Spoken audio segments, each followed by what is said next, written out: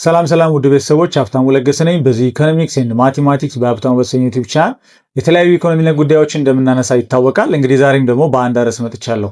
አንድ ማይክሮ ፋይናንስ ወደ ባንክ ሲቀየር አደገ ነው ወይስ ወረደ ነው የሚባለው የሚል ነው። እንግዲህ ብዙዎቻችን በተለያዩ የሜንስትሪም ሚዲያዎች ዜናዎች ላይ እንደምንሰማው ይሄ የሚባለው ማይክሮ ፋይናንስ ወደዚህ ባንክ አደገ ሲባል ነው የምንሰማው። በትክክል ግን አደገ ነው ወረደ ነው መባል ያለበት? እስኪ የኔን እይታ ላገራችሁ። ከዛ ፊት ግን መጀመሪያ ማይክሮ ፋይናንስ መቼ ነው የተጀመረው፣ ማን የጀመረው የሚለውን ነገር ማወቅ አለብን። ብዙ ሰዎች ይመስላቸው ሁሉም ባንኮች ከማይክሮ ፋይናንስ ተነስተው ወደ ባንክ እንደሚያድጉ ነው። እውነታው ግን ያለም ባንኮች በ14ኛውና 15ኛው ሴንቸሪ አካባቢ ነበሩ። በዋናነት ደግሞ 17ኛው አካባቢ ላይ ባንክ ኦፍ ኢንግላንድ ከመጣ በኋላ በደንብ ዶሚኔት አድርገው ብራንች ከፍተው ምናምን መስራት ጀምረዋል። ስለዚህ የቆየ ነው ማለት ነው። ነገር ግን ይሄ ማይክሮ ፋይናንስ የሚባለውን ኮንሴፕት ያመጣው ፕሮፌሰር መሐመድ ዩኑስ ነው። መሐመድ ዩኑስ እንግዲህ ዩኒቨርሲቲ አስተማሪ ነበረ። በፈረንጆቹ አቆጣጠር 1976 አካባቢ እሱ የሚያስተምርበት ዩኒቨርሲቲ አካባቢ ያሉ በጣም ደሃ እናቶችን ያያል። እነሱን ለማገዝ ከራሱ ከኪሱ ወጥቶ ወደ $24 አካባቢ 40 ለሚሆኑ እናቶች ይሰጣል። ይሄም የተወሰነ ፍሬያማ ሲሆን ያየዋል።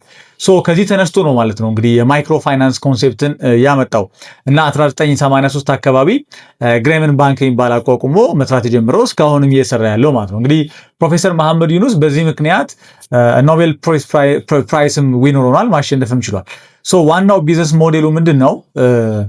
ባንኮች የፋይናንሻል ኢንክሉዥን ችግር አለባቸው። ለምንድን ነው ችግር ያለባቸው? ሰዎች ኮላተራል ማስያዝ ካልቻሉ ለመበደር ሲሄዱ ለመበደሪያነት የሚያስይዙት ሀብት ከሌላቸው፣ አስቀድሞ ባለ ሀብት ካልሆኑ ማለት ነው፣ በሌላው ቋንቋ ብድር ማግኘት አይችሉም። ወይ ደግሞ የመበደር ታሪክ የሌላቸውን ሰዎች አያበድሩም። ሰዎች ደግሞ የብድር ታሪክ እንዲኖራቸው አስቀድመው ኮላተራል ኑሯቸው መበደርና ብድራቸው መመለስ አለባቸው። ስለዚህ ክሬዲት ወርዚነስ የሚለውም አይሰራም። ኮላተራልም ደግሞ የላቸውም ብዙ ድሃዎች። ምንድነው የሚያደርጉት? አብዛኞቹ ባንኮች ያው ኢትዮጵያ ውስጥ ያሉትን ጨምሮ ማለት ነው ከድሃዎች ብር ይሰበስባሉ፣ ለሀብታሞች ያበድራሉ ማለት ነው። እንደሚታወቀው ሀብታሞች ብራቸውን ባንክ ቤት ላይ አያስቀምጡም። ሀብታሞች ተበዳሪዎች ናቸው፣ በጣም ብዙ ብር ይበድራሉ። ድሃዎች ደግሞ ትንሽ ብር ይቆጥባሉ ማለት ነው። ለኢንቨስትመንት የማይበቁ ብሮችን ይቆጥባሉ። ለዚህ ምክንያቱ ሁለት ነገር ነው። አንደኛው አሲሜትሪክ ኢንፎርሜሽን ነው፣ ሁለተኛው ደግሞ ሞራል ሃዛርድ የምንለው ነው። ባንኮች ለምንድን ነው ለድሃዎች ብር የማያበድሩት? አንደኛ ድሃዎች የሚያስይዙት ገንዘብ የላቸውም፣ ወይ ደግሞ የሚያስይዙት ሀብት የላቸውም፣ ህንፃ የላቸውም፣ ኮላተራል የላቸውም። የሚያስይዙት ነገር ደግሞ ከሌላቸው ካበድራቸው ባንኩ እነዚህ ሰዎች ሊጠፉበት ይችላሉ፣ ላያገኛቸው ይችላል። እነሱን የሚፈልግበት ኮርስ በጣም ውድና ከፍተኛ ሊሆንበት ይችላል። የመጀመሪያው ምክንያት ይሄ ነው። ሁለተኛ ደግሞ ብሩን ከተበደሩ በኋላ ለታሰበለት ዓላማ ሳይሆን ለሌላ ፐርፐዝ ሊጠቀሙት ይችላሉ። ሂድን አክሽን ሊመጣ ይችላል። እሱ ደግሞ ሞራል ሃዛርድ የምንለው ማለት ነው። ስለዚህ አሲሜትሪክ ኢንፎርሜሽን ካለ አድቨርስ ሰሌክሽን ያመጣል። ወይ ደግሞ መበደር ያለበት ሰው ሳይሆን የሚያጭበረብረው ሌባው ሊበደር ይችላል። በዚህ ምክንያት ባንኩ ሀብቱን ሊያጣ ይችላል። ሞራል ሃዛርድ ደግሞ ካለ ሰውየው ብሩን ከተበደረ በኋላ ምን ላይ እንደሚያውለው ማየት ስለማይችል፣ ባንኩ እያንዳንዱን ተበዳሪ ከቀን እስከ ማታ መከታተል ስለማይችል አሁንም ብሩ ሊጠፋ ይችላል ማለት ነው። ሁለቱም ነገሮች ነው እንግዲህ ለመፍታት ነው መሐመድ ዩኑስ ሀሳብ ይዞ የቀረበው ማለት ነው። ምንድነው ሀሳቡ? ግሩፕ ሌንዲንግ ነው። በዋናነት ሴቶችን ነበር ያማከለው። በጊዜው እስከ 97% የሚሆኑ ተበዳሪዎቹም ሴቶች ነበሩ። ምንድን ያደረገው? በግሩፕ ይደራጃሉ። 5ም ሆኖ 10ም ሆኖ ይደራጃሉ። እነዚህ 5ም ሆኖ 10 ሆኖ የሚደራጁ እናቶች አንደኛው ለአንደኛው ነው የሚፈርመው። ስለዚህ በመሃላቸው ሌባ የሚያጭበረብር ካለ አይፈርሙለትም ማለት ነው። የመጀመሪያው የፋይናንሻል ተቋሙ ችግር ተፈታ ማለት ነው። ይሄ በአሲሜትሪክ ኢንፎርሜሽን ምክንያት የሚመጣው ችግር ተፈታ ማለት ነው። ይህን ኦቨርከም አድርገው ማለት ነው። ስለዚህ ይሄ ትክክለኛውን ሰው የመምረጥ ችግር ይፈታል ማለት ነው። በዚህ ሁለተኛው ሞራል ሃዛርድ ነው።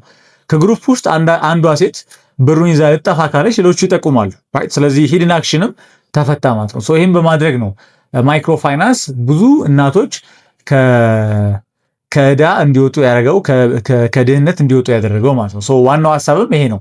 ብድር ለማበደር ወይ ደግሞ የቢዝነስ አይዲያ ኖሯቸው ስራ ለመስራት የሚፈልጉ ሰዎች የግድ ኮላተራል አያስፈልጋቸውም። እርስ በእርሳቸው ተፈራርመው አንዳቸውን የጠበቁ አንደኛውን ሰው ሞኒተር እያደረገ ሞራል ሃዛርድን ለመከላከል ማለት ነው መበደር ይችላሉ፣ ከድህነት መውጣት ይችላሉ የሚል ሀሳብ ይዞ ነው የመጣው። እንግዲህ ይሄ ነገር በእኛ ሀገርም ያው ማይክሮ ፋይናንስ ተብሎ ወደ መሬት ወርዷል። ግን ምን ያህል ማይክሮ ፋይናንስን የሚመሩት ሰዎች ራሱ በዚህ ሌቭል ያውቁታል የሚለው ራሱን ችሎ ሌላ ጥያቄ ነው። ምክንያቱም አብዛኞቹ ወደ ባንክ ለማደግ የሚያደርጉትን ሩጫ ያየ ስለሆነ ባንክ እንግዲህ ራሱን የቻለ ችግር ስለነበረበት ነው ማይክሮ ፋይናንስ የሚባል ተቋም የመጣው። ግን ማይክሮ ፋይናንስ ሆኖ ከተቋቋሙ በኋላ መልሰው ወደ ባንክ የሚያደርጉ ከሆነ አሁንም እንግዲህ ብድር ለማበደር ፍላጎታቸው ለባለ ሀብቱ ነው የሚሆነው። ከድሃው ብር ይሰበስባሉ፣ ለባለ ሀብቱ ደግሞ ያበድራሉ ማለት ነው።